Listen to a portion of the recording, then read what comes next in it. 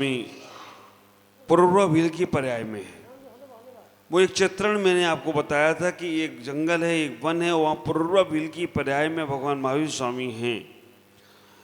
श्वेतांबर समाज का जो कथन आता है, वो बीमार पड़े, पुरुरवा भील बीमार पड़ा, उनके लिए कौवे के मांस का त्याग किया गया। वैद्य जी आए, वैद्य ने कौवे का मांस ही बताया। वो सारा चित्रण आज शाम को अगर होगा तो आपको देखने को मिलेगा। लेकिन दिगंबर संप्रदाय में कहते हैं कि उन्होंने अणुव्रतों को धारण किया। अणुव्रतों को धारण करने के बाद 5 अणुव्रतों को धारण किया और 3 मकारों का त्याग किया। इस कारण से उनका वो जीवन पुण्यशाली बना और पुण्यशाली बनने के बाद मध्य मांस मधु 3 मकारों को और 12 व्रतों को ग्रहण किया। उसके उपरांत समाधि मरण कर सौधर्म स्वर्ग में एक सागर वाले देव बने। आप विचार करो, ये भगवान महावीर का पूर्व जन्म का जो चारित्र है, बहुत पुण्यशाली हैं आप। जो उनके जीवन का सही दृष्टांत क्या है वो आप सुनने का प्रयास कर रहे हैं। तो भगवान महावीर स्वामी विदेश क्षेत्र में जहाँ हमेशा चौथा काल रहता है, वहाँ पुरुरवा भील की पर्याय में थी। वहाँ मुनिराज सागर सेन को माध्यम से उन्होंने 12 व्रतों को और 3 मकारों का त्याग किया, 12 व्रतों को स्वीकार किया। वहाँ से मरण कर वो सौधर्म इंद्र के प्रथम स्वर्ग में गए। सौधर्म इंद्र नहीं बने। क्यों नहीं बने सौधर्म इंद्र? सौधर्म इंद्र के स्वर्ग में, पहले स्वर्ग में, जो पहले स्वर्ग का नाम क्या है? सौधर्म। दूसरे स्वर्ग का नाम सौधर्म, ईशान, सनत कुमार, महेंद्र, ब्रह्म, ब्रह्मोत्तर, लांतम, कापिश, शुक्र, महाशुक्र, सानत, अनत, प्राण, आरण्य, अच्युत, कापिष्ट। ये 16 स्वर्ग हैं। स्वर्ग स्थान अलग है, स्वर्ग के देव बनना स्थान अलग है। 8 स्थानों पे अगर हमारा 8 पर्यायों में हमारा जन्म हो जाए तो हम अगले भव में मोक्ष जा सकते हैं। हमारा 8 जगह आज तक जन्म नहीं हुआ, आपका भी नहीं हुआ और हमारा भी नहीं हुआ। अगर 8 स्थानों पे हमारा जन्म हो गया होता तो हम अगले भव में नियम से मोक्ष जाते। केवल एक भव होता नहीं है। 8 स्थान आप लोग अपने दिमाग में बैठा लें, आप लोग उसको स्मरण करें। पहला स्थान है सौधर्म इंद्र, हम नहीं बने। आप विचार करके रखना, अभी विधान में तो बनने का सौभाग्य ले ही लेना, हकीकत में नहीं बन पाए तो कोई बात नहीं, लेकिन अभी विधान के सौधर्म इंद्र तो बन ही जाना। हम सौधर्म इंद्र नहीं बने। दूसरे नंबर पर सौधर्म इंद्र की इंद्राणी सची, हम वो भी नहीं बने। तीसरे नंबर पर लोकांतिक देव 5वें स्वर्ग में रहते हैं, वो भी हम अभी तक नहीं बने। चौथे नंबर पर सर्वार्थ सिद्धि के हम देव नहीं बने। 4 हो गए। सौधर्म इंद्र की सची इंद्राणी, तीसरे नंबर पर लोकांतिक देव, चौथे नंबर पर हम सर्वार्थ सिद्धि के देव, और 4 समोसरण में जो लोकपाल होते हैं ना, जब भगवान का समोसरण लगता है तो चारों दिशाओं से भगवान के समोसरण में जीव जाते हैं। और आप विचार करो, वो 4 लोकपाल जो बाहर रहते हैं वो एंट्री देते हैं कि आप आए हो, जाओ भगवान के समोसरण में। वो चारों लोकपाल भी एक भाव अवतारी होते हैं, अगले भाव में मुनि बनकर नियम से मोक्ष जाएंगे। तो वो जो पुरुरवा भील का जीव था, पुरुरवा भील का जीव मरण करने के उपरांत पहले स्वर्ग सौधर्म स्वर्ग में जन्म लेता है और सौधर्म स्वर्ग में जन्म लेकर 1 सागर की आयु व्यतीत करता है। 1 सागर की आयु व्यतीत करने के उपरांत वहां से चेक कर तीर्थंकर आदिनाथ भगवान, विचार करके रखना, तीर्थंकर आदिनाथ भगवान के पुत्र भरत चक्रवर्ती की पत्नी धारिणी, उनके गर्भ से उस जीव का जन्म होता है। क्या पुण्य किया होगा जन्म में, जो तीर्थंकर के घर में जन्म लेने का पुण्य मिल रहा है, तीर्थंकर के घर में खानदान में जन्म लेने का पुण्य मिल रहा है। ख्याल करके रखना, आपके घरों में हजारों संतानें जन्म लेती हैं, आपके घरों में परिवारों में हजारों माता पिता आपके होते होंगे, लेकिन कभी तुम्हारे घर में कोई संतान अगर ऐसी भव्य आत्मा जो मोक्ष मार्ग पर चलने वाली आत्मा है, समझ के रखना, उस मोक्ष मार्ग पर चलने वाली आत्मा का तो कल्याण होगा ही होगा, लेकिन उनके साथ साथ आपका भी कल्याण का मार्ग खुले तो कोई आश्चर्य की बात नहीं होगी। कहते हैं घर में एक सन्यासी का जन्म हो जाए तो 7 पीढ़ियों का कल्याण हो जाता है। अगर घर में एक कोई तपस्वी बन जाता है, घर में एक कोई सन्यासी बन जाता है, तो 7 पीढ़ियों का कल्याण स्वतः ही होने लगता है। आप विचार करो, हम अपने इस मोक्ष मार्ग में आगे बढ़े, हम आगे बढ़ते हैं तो हमारे संग में आप देखो माता पिता के रूप में परमानंद सागर और परम साध्या श्री माता जी जो यहाँ बैठी हैं, वो भी इस मोक्ष मार्ग में आगे बढ़ गए। आप विचार करके रखो, माता जी आगे बढ़ी तो उनके साथ साथ उनकी सासू माँ भी आगे बढ़ गई, और आगे सुनील भाई का भी नंबर इसमें लगने वाला है। आप विचार करके रखना, ये माता जी बढ़ती हैं तो इनके परिवार में इनके पिताजी गुरु जी के पास जाकर कल्याण करने की भावना भाते हैं। आप ख्याल करो, अब जो इस मोक्ष मार्ग में निकल गए, छुल्लक जी महाराज बढ़ गए तो उनकी माँ भी अब इसी मार्ग में आगे बढ़ने वाली है। कितना पुण्य बढ़ता जाता है, बढ़ता जाता है। और अब ये लोग जब घर पर कभी बात करते हैं, घर पे जब चर्चा करते हैं, तो एक ही बात करते हैं कि आओ इस मोक्ष मार्ग का आनंद लूटने का प्रयास करो। घर में एक सन्यासी अगर बड़े बुजुर्ग माँ बाप भी निकल जाते हैं तो वो भी अपने बच्चों को इतना ही प्रेरणा देते हैं। आप विचार करो, हमारे अशोक जी बैठे, अब ये अपने श्रीमती जी से बात करते तो और कोई बात नहीं करते, कहते आ जाओ अपन दोनों महाराज माता जी बनेंगे। ये भाव केवल सत्संग से शुरू हो जाते हैं। ये भाव, ये पुण्य, आदिनाथ के घर में मारीची का जन्म होना ही बहुत बड़ा पुण्य था, क्योंकि तपस्वियों के घर में तपस्वी ही जन्म लेते हैं। तपस्वियों के, आप ख्याल करो, आप व्यापारी हैं तो व्यापारी के घर में व्यापारी ही आएगा, डॉक्टर के यहाँ वो डॉक्टरी कराने का प्रयास करेगा, अगर कोई एडवोकेट है तो अपने बच्चों को भी एडवोकेट ही बनाने का प्रयास करता है, अगर कोई सीए है तो अपने बच्चे को सीए ही बनाने का प्रयास करता है। तो एक बार कोई एकाध खानदान में से मोक्ष मार्गी बनाओ तो वो भी तुम्हें मोक्ष मार्गी बनाने का प्रयास करे तो कोई आश्चर्य की बात नहीं होगी। कभी ऐसा पुण्य मिले तो जरूर मोक्ष मार्ग में कोई ना कोई अपने घर से एक ना एक जीव को इस मोक्ष मार्ग में आगे बढ़ाने की कोशिश करना। अगर बच्चों के अंदर बैराग आए तो रोकना मत। अगर बच्चे तुम्हारे कहें कि हम रात में भोजन नहीं करेंगे तो आप उन्हें प्रेरणा देना, आशीर्वाद देना और शाबाशी भी देना। ये नहीं कहना कि रात में नहीं खाएगा तो मर जाएगा, पढ़ाई कैसे करेगा, हॉस्टल में जाना है, यहाँ जाना है, वहाँ जाना है। कोशिश तो करो। कभी बड़े बुजुर्ग आपके घरों के अगर मोक्ष मार्ग में आगे बढ़ना चाहें, ये मत सोचना कि इनकी कौन देख रेख करेगा। कोई देख रेख करने वाला नहीं है, उनकी देख रेख देवता भी करते हैं। जो इस मार्ग में आगे बढ़ता है उसकी सुरक्षा अपने आप हो जाती है। आचार्य शांति सागर जी महाराज से किसी ने पूछ लिया, महाराज सभी लोग बैरागी बन जाएंगे तो सेवा कौन करेगा? आप लोग भी बोलते हैं ना कभी कभी कि महाराज सभी महाराज बन जाएंगे तो आहार कौन देगा? आप विचार करके रखना। उनसे भी ऐसा ही पूछ लिया कि सभी बैरागी बन जाएंगे, त्यागी बन जाएंगे तो आहार कौन देगा? उन्होंने बहुत प्यारी बात बोली।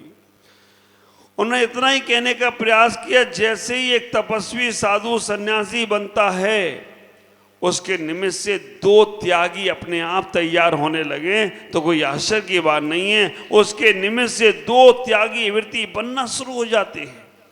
ख्याल करना।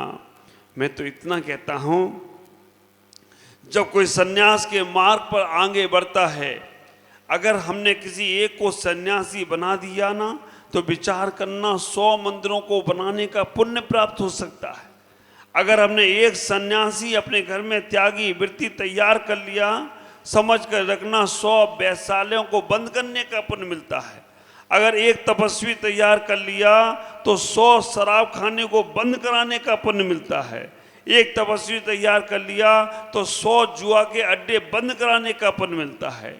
हमारे जीवन में हम बाह्य की प्रवृत्ति से बचकर अंतरंग में अगर थोड़ा सा लौटने का प्रयास करें, बाह्य का वैभव तो मिलता है, मिलता ही रहेगा, लेकिन अंदर में अपना अंदर का कॉन्फिडेंस जगाओ। आप ये मत सोचो कि कौन देखेगा, कौन करेगा, आप तो आगे बढ़ने का प्रयास करो, अपने आप व्यवस्था आपकी बनती जाए। आज यहाँ पर आदिनाथ के घर में मारीची का जन्म हुआ। तीर्थंकर आदिनाथ जब बैराग को प्राप्त हुए, मारीची सहित 4000 राजा उनके साथ सन्यास को उपलब्ध हो गए। विचार करना, पहले ऐसा ही होता था, थोड़ा सा उपदेश सुनते थे और सन्यास को उपलब्ध हो जाते थे, क्योंकि उन्हें अपनी परिणति समझ में आ जाती थी। हम कब तक अपने घर परिवार के रिश्ते नातेदारों में लगे रहेंगे, एक समय होता है। आप विचार करके रखो, स्कूल में पढ़ने वाले बच्चे का समय फिक्स है, 20 साल तक 25 साल तक पढ़ाई करो। अब जीवन भर पढ़ते रहोगे क्या? स्कूल की पढ़ाई का एक समय उम्र फिक्स है कि इतने साल तक तुम्हारा एडमिशन हो सकता है, इसके बाद तुम्हारा एडमिशन नहीं होगा। फिर तुम्हें मास्टरी करना है, डिग्री करना है, पीएचडी करना है, उसके लिए अलग जाओ। स्कूल में भी एक हमारा समय सीमित है। सरकारी जॉब में जाओ। अब विचार करना, जब मैं पिछली बार यहाँ आया था तो हमारे साथ जो पुलिस ऑफिसर थे चौधरी साहब, रिटायर हो गए। वहाँ पर भी उनका समय फिक्स है कि 50 साल 60 साल बाद तुम्हारा रिटायरमेंट हो जाएगा, उसके बाद अपने जीवन को जीने का प्रयास करो। ये नेताओं का रिटायरमेंट नहीं होता क्या? कितने साल तक ये लड़ सकते हैं इलेक्शन में इलेक्शन? आप विचार करके रखना, इनकी भी सीमाएं बदलना चाहिए। लेकिन आप लोगों का रिटायरमेंट कब होगा? संसार से, कब परिवार से, कब व्यापार से आप फ्री होगे? क्यों रमेश भाई, आप विचार करना। अभी रमेश की तो उम्र नहीं है, पन्ना भाई थोड़ा सोच सकते हैं, दादाजी तो पूरे ही सोच सकते हैं कि भाई अब हमें घर में परिवार में रहना नहीं है, अब हमें अपना कल्याण करना है। इधर बहुत सी अम्माएं होंगी। आप विचार करो, जहां तुम्हारे अंदर ये भाव आ गया कि अब मुझे अपना कल्याण करना है, कब तक घर की चिंता करोगे, कब तक परिवार की चिंता करोगे? और एक दिन ऐसा आएगा कि घर वाले तुम्हारी चिंता करना बंद कर देंगे। वो कहेंगे अब ये कब जाए, अब कब जाए, कब तक पड़े रहेंगे, कब तक पड़े रहेंगे? आप विचार करो, कई बार तो बच्चे भी लड़ जाते हैं कि अब जाते ही नहीं घर से निकल के, हमें परेशान करके रखा है। तो हमें ऐसी नौबत आए उसके पहले अपने घर छोड़ देना चाहिए। बच्चे धक्का देकर निकालने की कोशिश करें, सांस से निकल जाओ।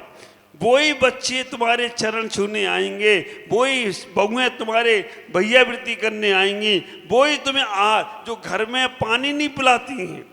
मेरी बात मान के देख लो, आप जो घर में तुम्हें पानी नहीं पिलाती, आप निकल के आ जाओ, वही तुम्हें बैठाल के आहार कराने आएंगी और बहुत अच्छे से कराएंगी, और वही तुम्हारे लिए अपने जीवन को व्यवस्थित करने वाले होंगे।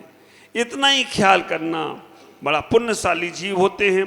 आदिनाथ के परिवार में मारीची का जन्म हुआ। मारीची का जन्म होने के साथ 4000 राजाओं ने दीक्षा ली। मारीची उसमें मुख्य था।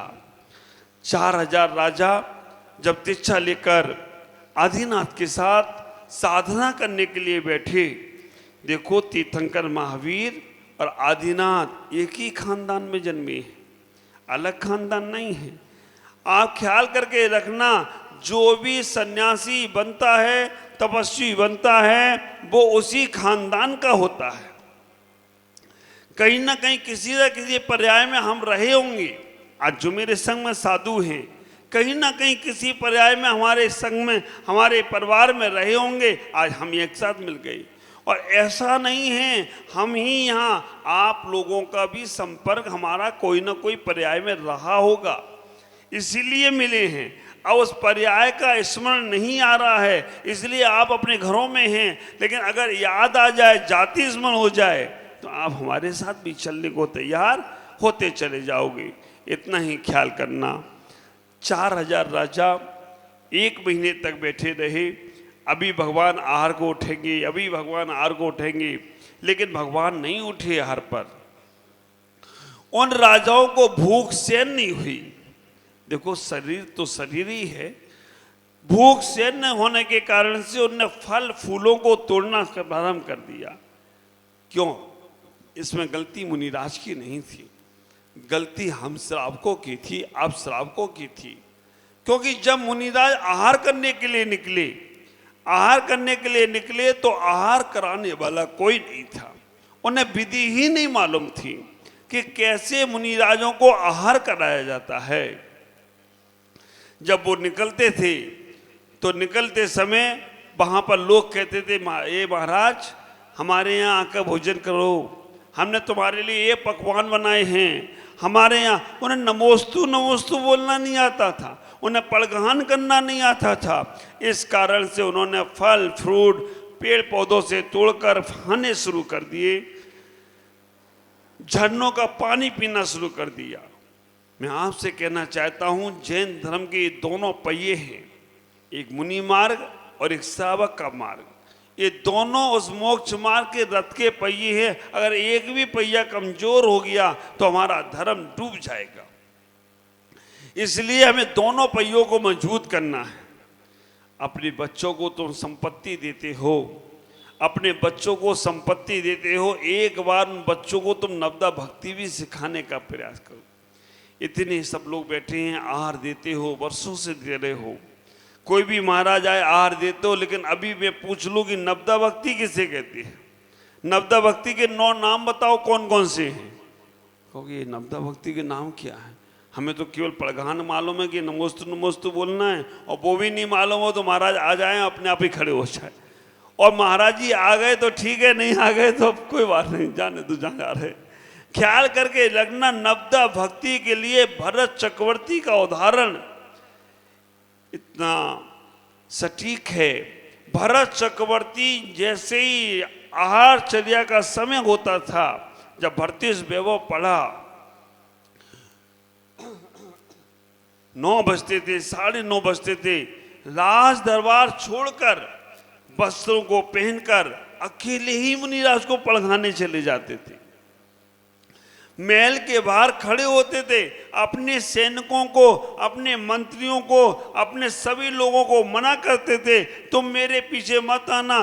क्यों? अगर ऐसा वैभव देखेंगे तो मुनिराज का पड़गान हो या ना हो, मुनिराज कहेंगे अहंकार में खड़ा है इस चक्रवर्ती। नहीं जाते थे, वहाँ मुनिराज को पड़गान करते थे।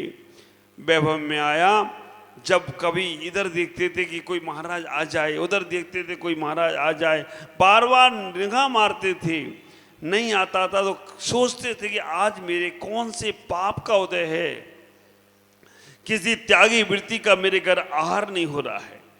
भरत चक्रवर्ती के द्वार पर 24 भगवान की बंधनवार बंधी हुई थी। भरत चक्रवर्ती रोज अपने घर के द्वार पर चौक पूरता था, इतना ही कहता था कि कोई भी मुनिराज त्यागी वृत्ति आ जाए तो मेरा दिन धन्य धन्य हो जाएगा। एक घटना प्रारंभ उसमें आया कि आकाश मार्ग से 2 मुनिराज आ रहे हैं, और जैसे उसने देखा कि सूर्य का बिंब कहाँ से आ रहा है, लेकिन जैसे पास आते गए दोनों मुनिराज को अकेले पड़गान किया। और अपने भरत चक्रवर्ती कितने भी रूप धारण कर सकता है, उसने अपने ही 2 रूप धारण किए और दोनों मुनिराज को पड़गान करके महल में आहार कराया। विचार करना, जब हमारे जीवन में ऐसा पुण्य उदय में आता है तो हमारा जीवन धन्य हो जाता है। आदिनाथ के समय 4000 राजा भ्रष्ट हो गए, क्योंकि लोगों को पड़गान नहीं आता था, आहार देना नहीं आता था। आप अपने बच्चों को आहार देना जरूर सिखाओ। कल भी मैंने ये बात कही थी शाम को कि बच्चे कहाँ गए? बच्चे मोबाइल में लगे हैं, मम्मियों ने मोबाइल दे दिया है, पापाओं ने दे दिया है, बेटा लगे रहो, मैं भगवान की पूजा करके आता हूँ। आप कल वैसे हमारे रमेश भाई ने तो अपने बच्चों को बुलवाया, 2-4 बच्चे आए भी रात को, लेकिन आप सबसे कहता हूँ 2 दिन 3 दिन हैं, जितना भी लाभ दिला सको अपने बच्चों को और अपने आप को लाभ दिलाने का प्रयास करो। मारीची आदि सभी राजा जिनने दीक्षा ली वो भ्रष्ट हो गए, क्योंकि नवदा भक्ति का किसी को मालूम नहीं था। भ्रष्ट होने के बाद फल फ्रूट खाने लगे, वो वापस घर नहीं लौटे, क्योंकि उन्हें मालूम था अगर हम वापस घर लौटेंगे तो राजा भरत चक्रवर्ती कहेगा कि मेरे पिता को अकेला छोड़कर आ गए। वो कोई भी दंड दे सकता था। उन्होंने वहां पर अन्य धर्मों के रूप धारण कर लिए और परिव्राजक आदि 363 मत चलाए। महर्षि ने 363 मत चलाए। आदिनाथ को जब केवल ज्ञान हुआ, केवल ज्ञान होने के बाद बाकी के सभी राजाओं ने दीक्षा ले ली, लेकिन महर्षि ने नहीं ली। क्यों नहीं ली?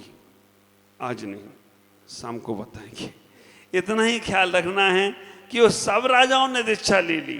वो महर्षि तीर्थंकर बनने वाला है, उसे मालूम पड़ गया है, पर वो फिर भी दीक्षा लेने को तैयार नहीं है। क्यों? कारण क्या था? आज नहीं, कल चर्चा करेंगे। आज इतना ही। ओम नमः जय गुरु।